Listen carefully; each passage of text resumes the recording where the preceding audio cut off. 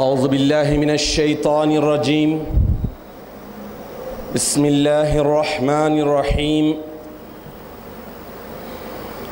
الحمد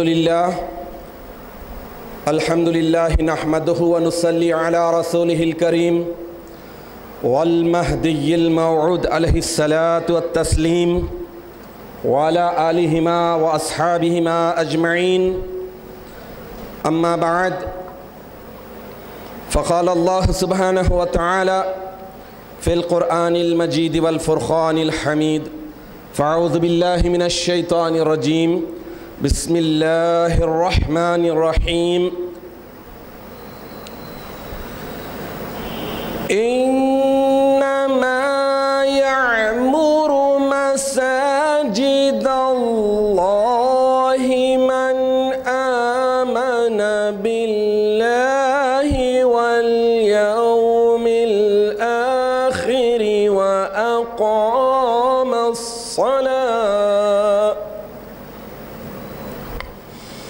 وأقام الصلاة وآتى الزكاة ولم يخش إلا الله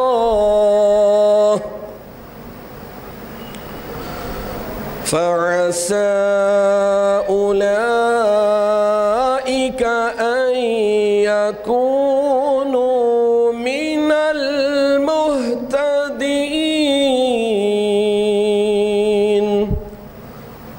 صدق اللہ العظیم۔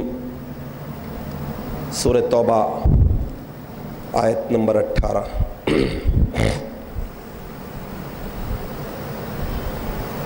عزیزان محترم، رمضان المبارک کا دوسرا مغفرت کا اہم ترین دہا کچھ ہی لمحوں میں ختم ہونے والا ہے۔ رمضان المبارک کے چاند دکھنے کے بعد سے ہی برکات اور فضائل کا ایک لامتناہی سلسلہ شروع ہو جاتا ہے، اور اللہ تعالیٰ جس بندے کی جتنی تڑپ ہوتی ہے، جس بندے میں جتنا جوش اور فضائل کو حاصل کرنے کا سچا جذبہ ہوتا ہے، اللہ تعالیٰ اس سے بہت کچھ بڑھ کر عطا فرماتے ہیں۔ اور رمضان المبارک ایسا مقدس مہینہ ہے جس میں عام مومن بندے بھی دیگر مہینوں کی بنسبت اس ماہ مقدس میں بہت زیادہ عبادت گزاری اور پرہیزگاری میں اپنے آپ کو ایسے مصروف رکھتے ہیں کہ واقعی ہر طرف ایک روحانی اور نورانی ماحول عام انسان بھی دیکھتا اور سمجھتا ہے۔ رمضان المبارک کی برکت اس طرح سے بھی سارے معاشرے میں ظاہر ہو جاتی ہے کہ لوگ پہلے سے زیادہ نماز با جماعت کے بھی عادی ہو جاتے ہیں، نماز با جماعت کے لیے مساجد میں زیادہ آتے ہیں۔ یہی وجہ ہے کہ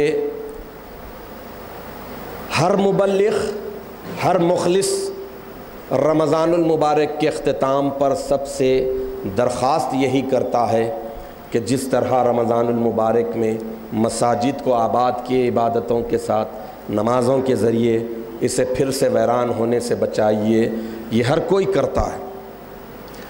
میں نے آپ کے سامنے سورہ توبہ کی آیت نمبر 18 کی تلاوت کا شرف حاصل کیا، اور رمضان المبارک میں مساجد کی رونق بڑھ جاتی ہے، تو آج آپ کے سامنے مساجد کی اہمیت، فضیلت، مذہبی اعتبار سے مسجد کا اللہ تعالیٰ نے کیا کچھ رتبہ بنا رکھا ہے، اسے آپ کے سامنے پیش کرنے کی سعادت حاصل کروں گا۔ سب سے پہلے تلاوت کردہ آیت مبارکہ کے معنی آپ کے سامنے رکھتا ہوں۔ اللہ تعالیٰ ارشاد فرما رہے ہیں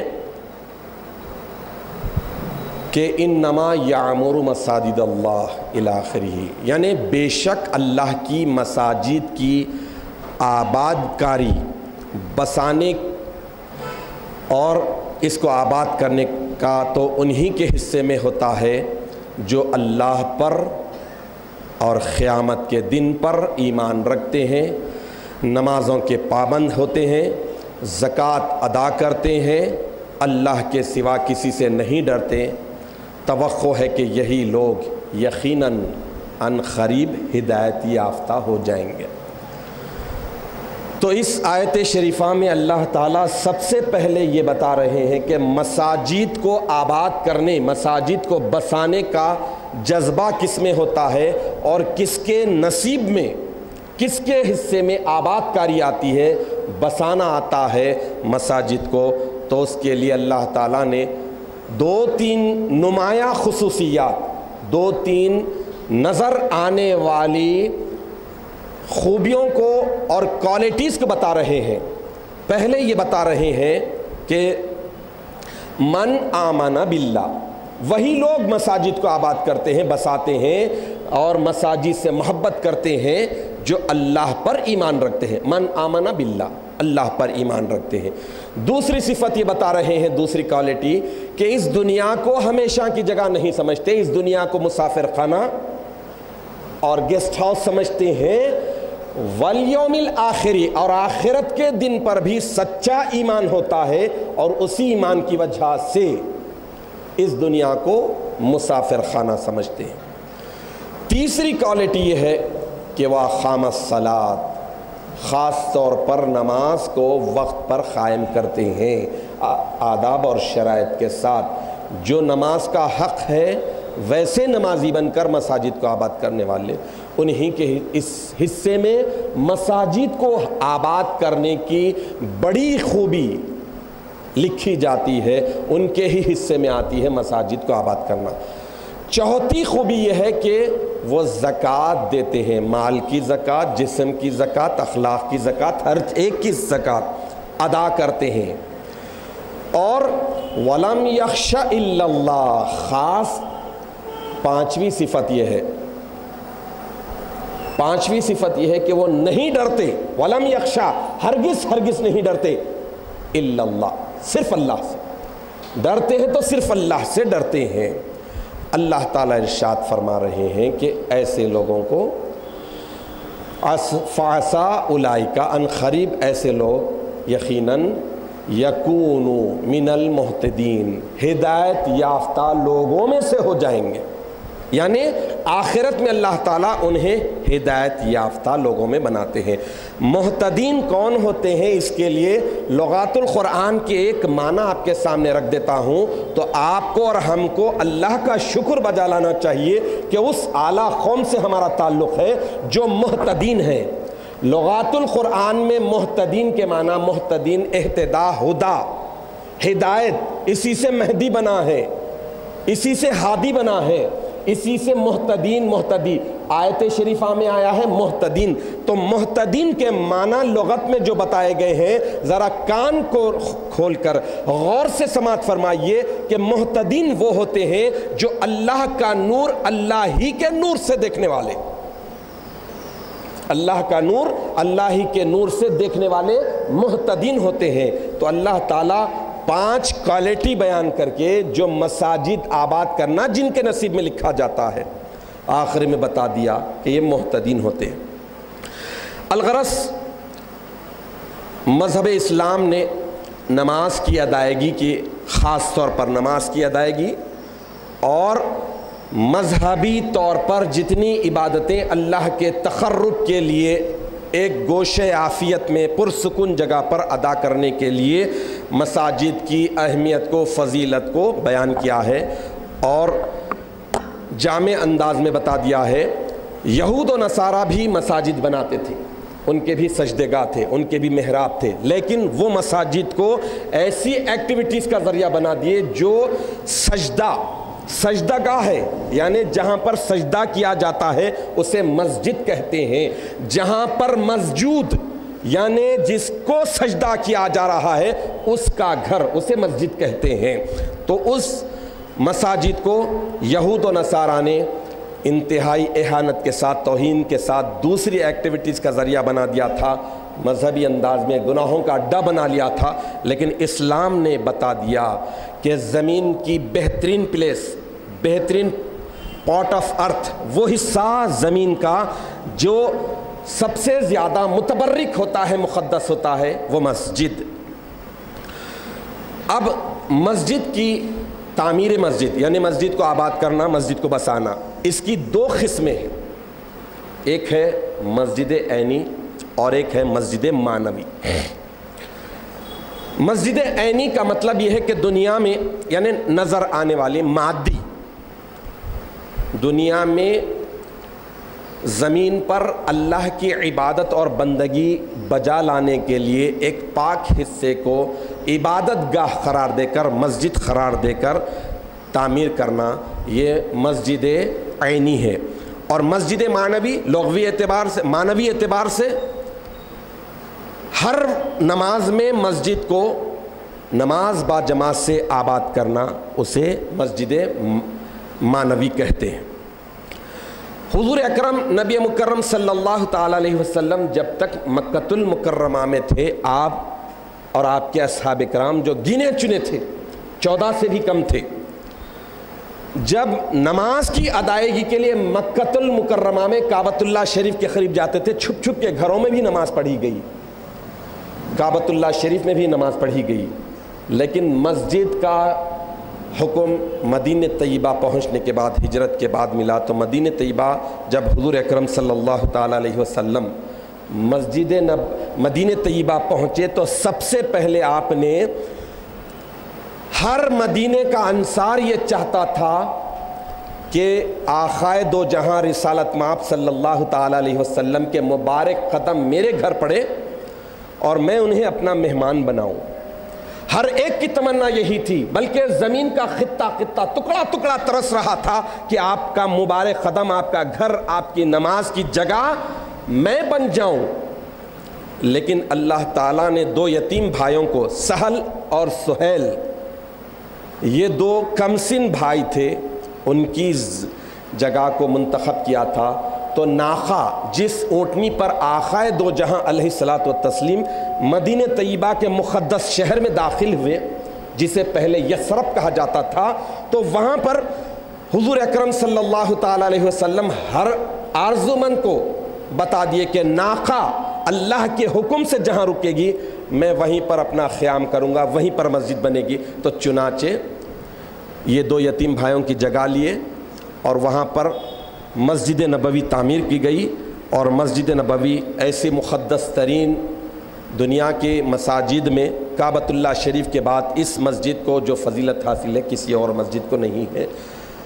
ایک نماز صحیح العقیدہ کے پیچھے پڑھنے سے 50,000 باجماعت نمازوں کا ثواب ملتا ہے. یہ وہابی اور بدعتی کے پیچھے پڑھنا نہیں ہے، اس سے تو نماز غارت ہو جائے گی. الغرض مکۃ المکرمہ میں بھی صحیح العقیدہ کے پیچھے نماز پڑھنے سے 1,00,000 نماز با جماعت کا ثواب ملتا ہے. اگر 2 مہدوی بھی ہیں تو 2 بھی پڑھتے ہیں تو وہی 1,00,000 نمازوں کا ثواب ملے گا. مساجد ایک ایسی جگہ ہے، یعنی سب سے پہلی بات یہ ذہن نشین رہے کہ اللہ تعالیٰ نے چند چیزوں کو اپنے سے ریلیٹڈ کیا ہے، اپنے سے نسبت لگائی ہے. بیت اللہ، مساجد اللہ، اللہ کی مساجد، اللہ کا گھر، اور شعائر اللہ، اللہ کی نشانیاں. اونٹنیوں میں حضرت صالح علیہ السلام کی ایک ہی اونٹنی ہے جسے اللہ نے ناقۃ اللہ کہا ہے، اللہ کی اونٹنی. تو ایسے ہی جو چیز اللہ سے ریلیٹڈ ہو جاتی ہے وہ خود بخود متبرک ہو جاتی ہے اور ریسپیکٹیبل ہو جاتی ہے، فلی ریسپیکٹیبل. اب اس حساب سے میں نے جو آیت شریفہ کی بھی تلاوت کا شرف حاصل کیا، جس میں اللہ کی مساجد کو آباد کرنے والوں کی 5 کوالٹی بتائی گئی ہیں، اس میں اللہ نے انما مساجد اللہ فرمایا ہے. اللہ کی مساجد کو اللہ سے ریلیٹڈ ہو گئی.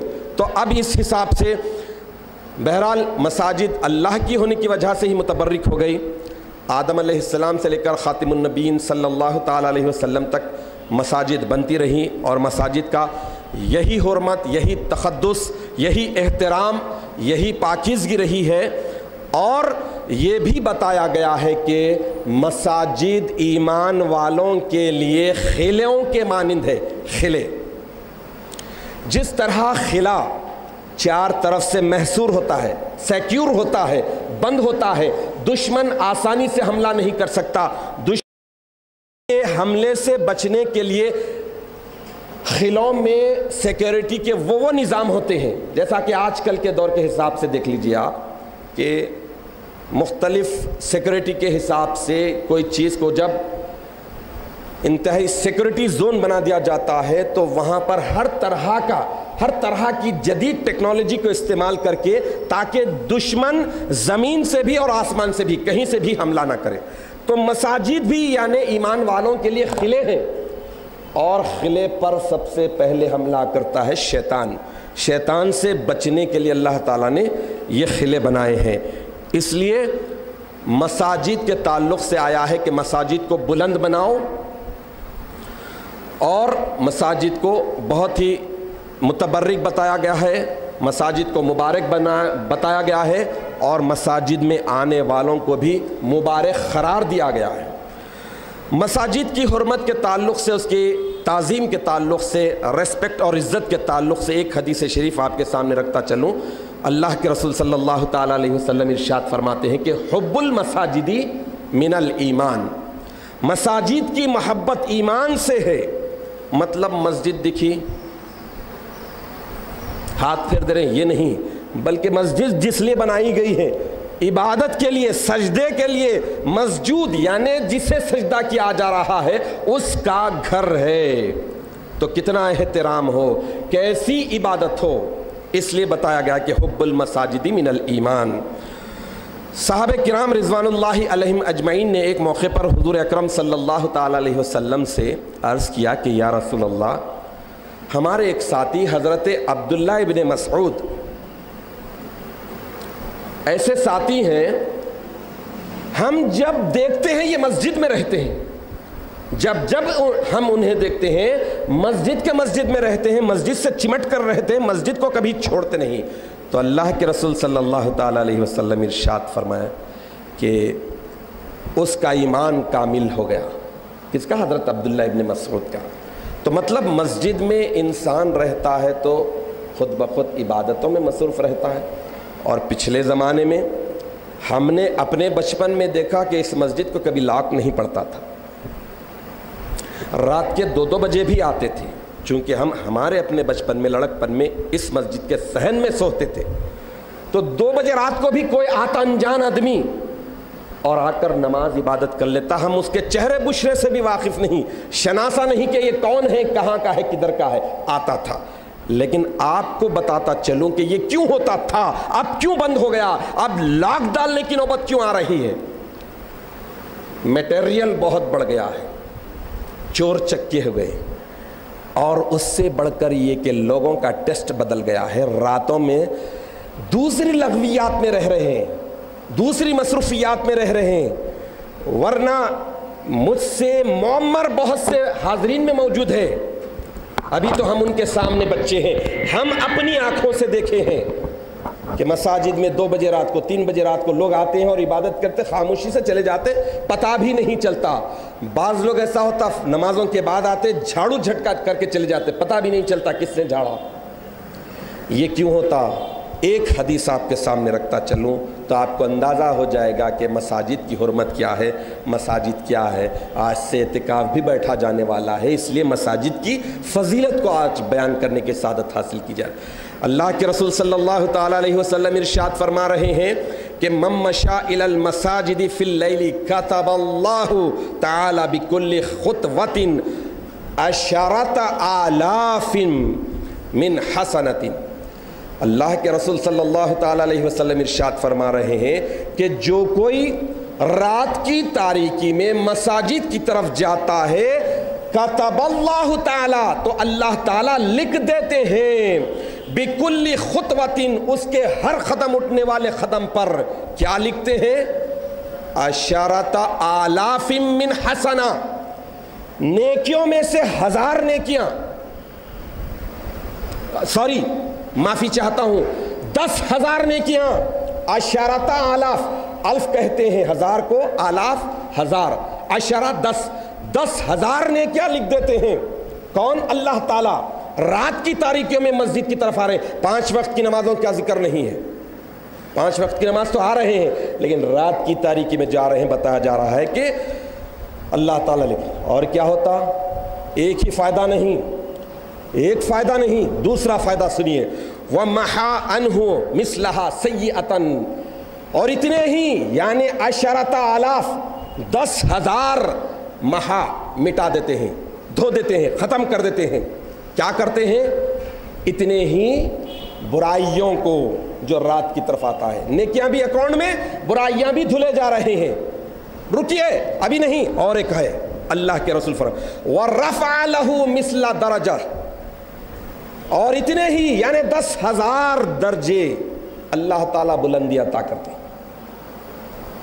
کیا بات ہوئی دیکھیے، رات کی تاریکیوں میں آئے، 10,000 نیکیاں اکاؤنٹ میں لکھ دی گئی، 10,000 برائیاں اکاؤنٹ سے ڈیلیٹ کر دی گئی، اور 10,000 بلندیاں۔ ابھی آپ کو کیا چاہیے؟ آج کیوں نہیں ہو رہا ہے؟ یہ اہمیتوں سے واقف نہیں، یہ فضیلتوں سے واقف نہیں،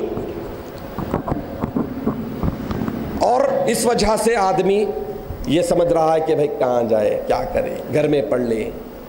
ایسا نہیں ہو سکتا۔ حضور اکرم صلی اللہ تعالیٰ علیہ وسلم جب معراج شریف میں تشریف لے گئے تھے تو وہاں پر اللہ تعالیٰ اپنے حبیب کو مخاطب کرتے ہوئے ارشاد فرما رہا ہے کہ یا احمد، اے میرے پیارے احمد، بشر المشائین فی ظلل اللیل الی المساجد بالجنہ، اے میرے پیارے حبیب، آپ ان لوگوں کو خوشخبری سنا دیجئے، گڈ نیوز کا اناؤنس کر دیجئے جو رات کی تاریکیوں میں مساجد کی طرف نکلتے ہیں۔ کیا بات کی گڈ نیوز؟ کس بات کی؟ بالجنہ، جنت کی، جنت کی خوشخبری سنا دیجئے۔ حضرت ابو صادق رازی رحمۃ اللہ علیہ کا قول ہے، بڑے ولی اللہ گزرے ہیں، وہ فرماتے ہیں کہ مسجد میں بیٹھنا اپنے اوپر لازم کر لو، نماز پڑھنے کے بعد بھی، پہلے بھی، زیادہ وقت بھی۔ کیوں؟ کیونکہ مسجد انبیاء کرام کے بیٹھنے کی جگہ ہے۔ اب اس حساب سے دیکھ لیجئے کہ مسجد کی آباد کاری کی جو آیت شریفہ تلاوت کی گئی، تو آباد مطلب مسجد بنانے کے تعلق سے احادیث میں یہ بھی آیا ہے کہ زمین پر چھوٹی یا بڑی کوئی بھی مسجد بناتا ہے تو اللہ تعالیٰ اس کے بدلے میں جنت میں اسے ایک خوبصورت محل بنا کر دیتے ہیں۔ نو ڈاؤٹ، یقیناً اللہ تعالیٰ کرتا ہے، لیکن سب سے پہلے مسجد معنوی، نمازوں سے آباد کرنا، عبادتوں سے آباد کرنا، مسجد کا مطلب ہے سجدہ گاہ، تو وہ آباد کرنا یہ بڑا اہمیت کا رکھتا ہے۔ اور ایک حدیث شریف حضرت ابو ہریرہ رضی اللہ تعالیٰ عنہ سے مروی ہے، اللہ تعالیٰ جب قیامت برپا ہو جائے گی، حشر کا میدان برپا ہوگا، سوال جواب حساب کتاب لیا جائے گا، اس کی ہولناکی سے قرآن بھرا پڑا ہے، احادیث بھرے پڑے ہیں، اس تفصیل میں گئے بغیر صرف اتنا عرض کرتا ہوں کہ حدیث شریف میں آیا ہے، مسلم شریف کی یہ حدیث ہے، اللہ کے رسول صلی اللہ تعالیٰ علیہ وسلم ارشاد فرماتے ہیں کہ 7 افراد ایسے ہیں آخرت میں، حشر کے میدان میں، جس وقت اللہ تعالیٰ کے سائے کے سوا کوئی سایہ نہیں ہوگا، اللہ تعالیٰ کے آسرے کے سوا کوئی آسرا نہیں ہوگا، اس وقت اللہ تعالیٰ صرف 7 لوگوں پر، 7 گروہ پر اپنا سایہ فرمائیں گے، یعنی 7 نفر یظلہم اللہ فی ظلہم یوم لا ظل الا ظلہ، ان میں کا ایک شخص، ایک گروہ کون ہے؟ 7 افراد میں سے جس دن اللہ کے سائے کے سوا، اللہ کے آسرے کے سوا کوئی نہیں ہوگا، تو اللہ کے آسرے میں 7 لوگوں میں سے ایک کون ہے؟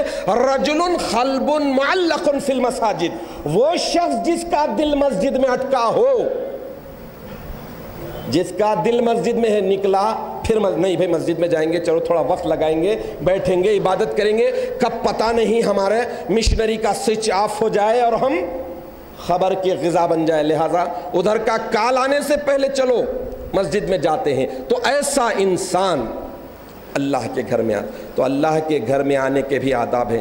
اللہ کے گھر میں داخل ہو رہے ہیں تو اللہ تعالیٰ دعا سکھا دیے کہ گھستے ہوئے چھوٹی نظر آنے والی بہت بڑی دعا کر لو، اللہم افتح لی ابواب رحمتک، اے اللہ آپ کے رحمت کے دروازے ہمارے لیے کھول دیجئے۔ مسجد میں انٹر ہوتے ہی آپ اخلاص کے ساتھ کریے، اور مسجد میں داخل ہوتے وقت سیدھا پیر رکھ کے داخل کر کے آنا ہے، عاجزی کے ساتھ، خوف کے ساتھ۔ بہت ساری مثالوں میں سے ایک رکھ رہا ہوں کہ جب عمر فاروق رضی اللہ تعالیٰ عنہ نماز کا وقت آتا تھا تو پیلے پڑ جاتے تھے، سارے لوگ پوچھتے تھے کہ معاملہ کیا ہے، تو امیر المومنین حضرت عمر رضی اللہ تعالیٰ عنہ ارشاد فرماتے کہ مجھے ڈر ہو رہا ہے کس کے دربار میں حاضر ہو رہا ہوں۔ اس ڈر کی وجہ سے ان کے جسم کی رنگت بدل جاتی، کلر بدل جاتا، خوف کے مارے۔ تو خوف کے ساتھ، ادب کے ساتھ، احترام کے ساتھ، ڈسپلن کے ساتھ ایک واقعہ آپ کے ساتھ رکھتا چلوں۔ بڑے ولی اللہ ہیں اور بہت بڑے فقیہ بھی گزرے ہیں، فقہ کے امام بھی گزرے ہیں، حضرت سفیان ثوری رحمۃ اللہ علیہ۔ ایک مرتبہ بے خودی میں مسجد میں سیدھا پیر ڈالنے کی بجائے بایاں پیر ڈال دیا، لیفٹ لیگ بایاں پیر ڈال دیا۔ دیکھیے آپ، اللہ تعالیٰ جب بڑے لوگوں کی چھوٹی غلطی کو بھی دیکھتا ہے تو کیسے متنبع کرتا ہے، غیب سے ندائی۔ ان کا نام صرف سفیان تھا، سوری انہوں نے اپنے طور پر لگا لیا ہے، اور سور کہتے ہیں کسے بعد میں بتاؤں گا۔ حضرت سفیان ثوری رحمت اللہ علیہ بایاں پر ڈال کر مسجد میں آئے تو پیچھے سے پکار آئی، اے جاہل، اے بیل، تو کس طرح ہمارے گھر میں آ رہا ہے؟ اور عربی میں بیل کو سور کہتے ہیں۔